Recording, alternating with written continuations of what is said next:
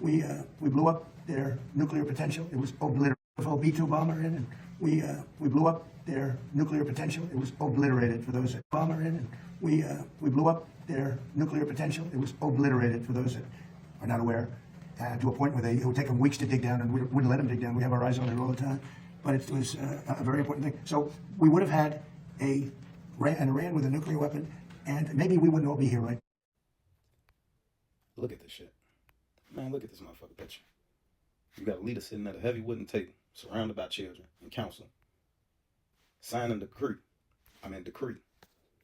Iran cannot have nuclear weapons. We're gonna blow everything up. They cannot have a nuke. But let's strip all that bullshit away. And I know to most people, this is just regular shit talking ass Trump. But this is not the regular to anybody with a trained eye. Let's strip away the suits, the cameras, the modern labels. You are looking at something very, very different here. You are looking at a man holding a public ritual to protect his lineage by monopolizing the ultimate weapon, aka nuke. Killer technology. Like how I slipped that shit in there, don't you? And they are terrified though. I know you see it. This is not a regular display. What they don't want you to know is that this setup is not new either. The United States is just copying our ancestors because we was running shit this same way long before European feet ever touched this land. We was a massive, highly organized system that ran the world exactly like you seeing today. This is where they got it from. And let's get something straight. When I say our people used to run this world, I need you to hear me clearly. We are not talking about the created Native Americans. We are not talking about the Hollywood bullshit they tell you either, or the images they curated to make you think the original people of this land were just conquered, helpless, and primitive. They push those images to keep you from looking at the copper-colored indigenous architects of the oldest American civilizations. They want you to focus on a fabricated narrative so you don't recognize the actual bloodline that built this continent from the ground up. Think about it. They copied our setup.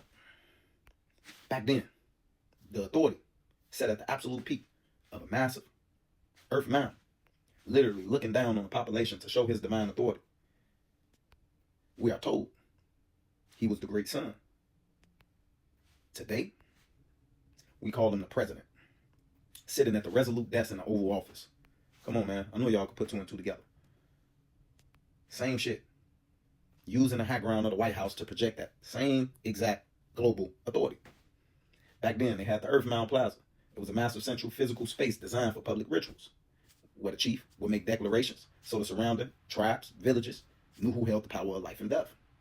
Today, that digital plaza is the media. Take your pick. News stations, TikTok, live streams. You got information coming from all sources. And it's not by accident, trust me. But that's their broadcasting system. Directly to your phone. To keep the global population in check.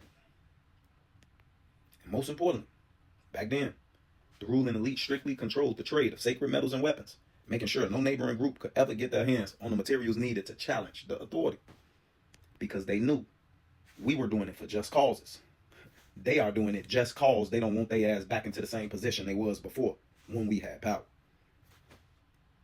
But today, what they call monopolizing and hoarding and controlling all these metals and materials, we call that sanctions and non-proliferations today.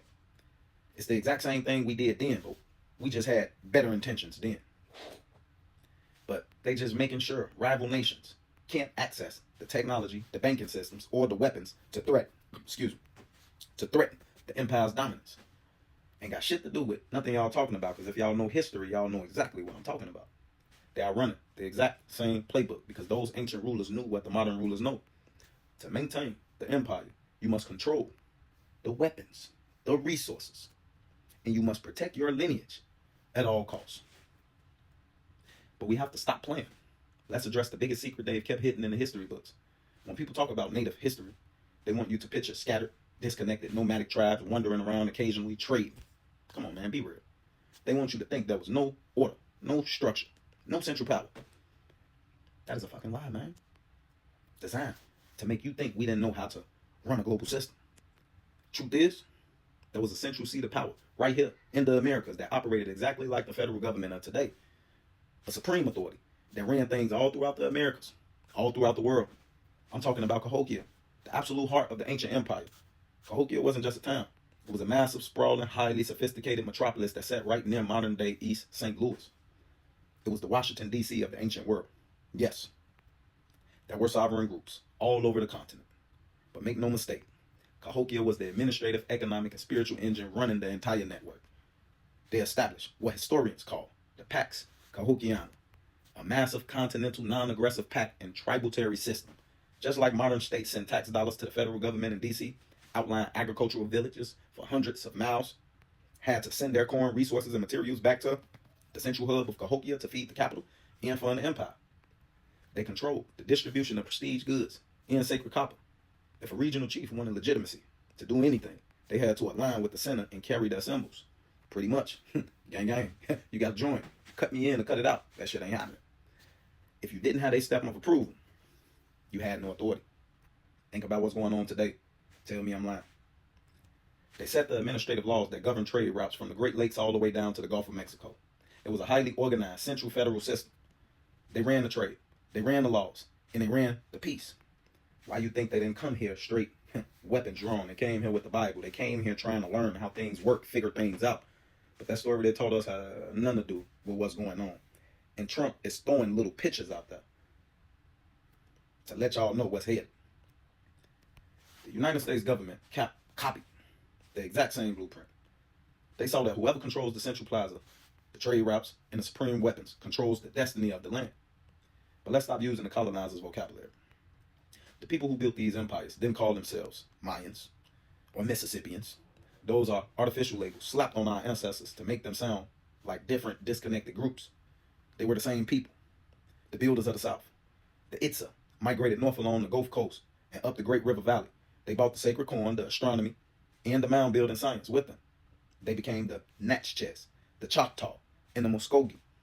When you look at the Natchez people, they carried the direct bloodline of Cahokia. They lived under the rule of the Great Sun, on top of the mountains, preserving the exact same federal administrative structure that governed the Americas for centuries before a European ship ever set sail.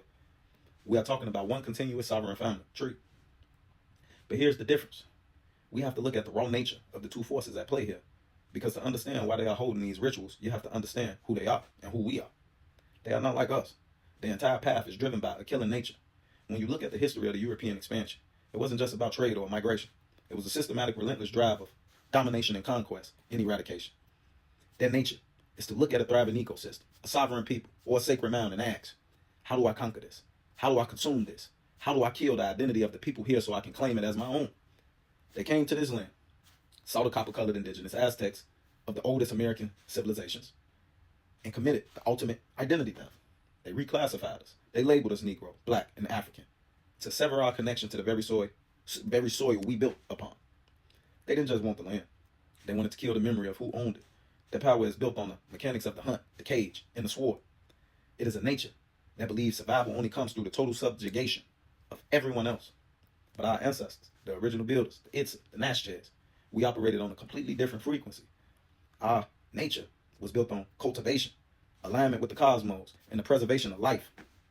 We built the mounds to align with the heavens, not to hide from enemies.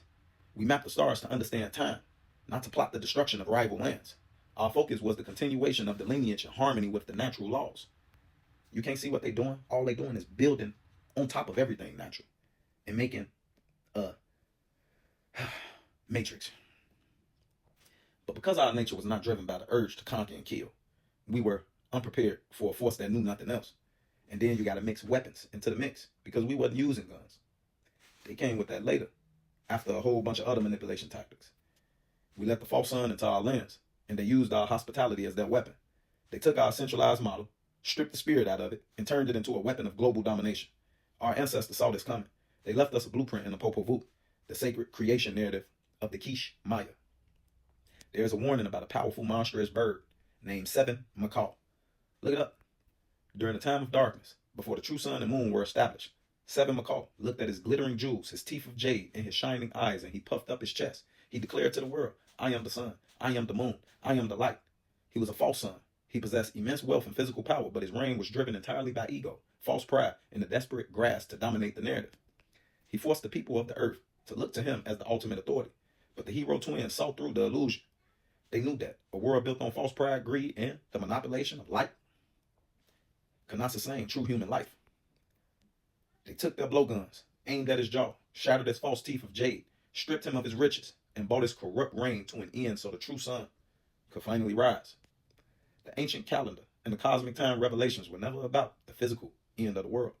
They were about the destruction of illusion and the cyclic death of false systems. We are living in the twilight of the modern seven macaw. When you see them locking down the ultimate weapons, it's because a killing nature is always ruled by fear. When your entire empire is built on a sword, you live in constant terror of the day the sword is turned against you. The empires of today are dressed in suits, but they are shaken. They are fanatically holding rituals on camera, dragging their children into the frame, trying to convince you that they are the only ones who can possess the fire of the world. They are trying to lock down your lineage because they know the cycle is turning. They know that jade teeth are beginning to crack. They want you to believe you have no inheritance of governments. That is wrong. They want you to think your ancestors were just tribes in the woods, so you don't realize you have the blood of empire builders, architects, and federal administrators running through your veins. They are sitting at their tables, signing their decrees, and gathering their heirs because they know exactly what time it is. They know a shift is coming, and they are doing everything in their power to shield their lineage. They are protecting theirs. What are you doing to protect yours? Are you still asleep under the light of the false sun, or are you preparing your mind, your bloodline, and your legacy for a true dawn? Drop your thoughts, though. Let me know how y'all come.